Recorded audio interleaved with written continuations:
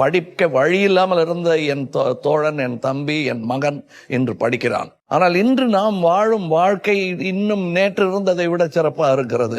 அதுதான் we have to invest in future. அதை முதல்ல தெரிந்து கொண்டவர்கள் உயர்ந்த கட்சியாக திகழ்வார்கள். That's where tolerance stays. Accept your friend, accept your Muslim, accept your Christian, accept your Hindu. என்ன கேக்குறாங்க, நீங்க அவங்கள விமர்சிச்சீங்க, இப்ப அவங்க கூட இருக்கீங்க. விமர்சனம் தொடர்ந்து கொண்டே இருக்கும். நாளைக்கு அவங்க எலெக்ஷன்ல ஜெயிச்சு வந்த பிறகு நான் மறுபடியும் விமர்சனம் தான் சொல்லிதானே ஆகணும். அதுதானே என் குரல், ஒரு சகோதரனின் குரல். எனக்கு வலிக்குதுங்கிறத நான் கவர்மெண்ட் சொல்ல வேற எங்க சொல்லுவேன் நான்? அது தெரிந்தும் இந்த கோயிலேஷன்ல எனக்கு கொடுக்கப்பட்டிருக்கும் மரியாதை தான் விமர்சனத்துக்கு கொடுக்க வேண்டிய மரியாதையை திராவிட முன்னேற்ற கழகம் உணர்ந்திருக்கிறது. சகோதரர் ஸ்டாலின்ங்கிறீங்களா, உங்களுக்கு அவருக்கு என்ன உறவு, கோத்திர பொருத்தம் என்னன்னு கேட்டீங்கன்னா நான் சொல்றேன், நாங்க 2 பேரும் டார்வின் கோத்திரஸ்தியா, the survival of the fittest. அது எலெக்ஷன் பாக்குறது இல்ல, வருஷங்களை எண்ணி பாருங்கள். எங்கள் கோத்திரம் அதுதான், டார்வின் கோத்திரம். ரொம்ப கஷ்டம் இதை அழிக்கிறது.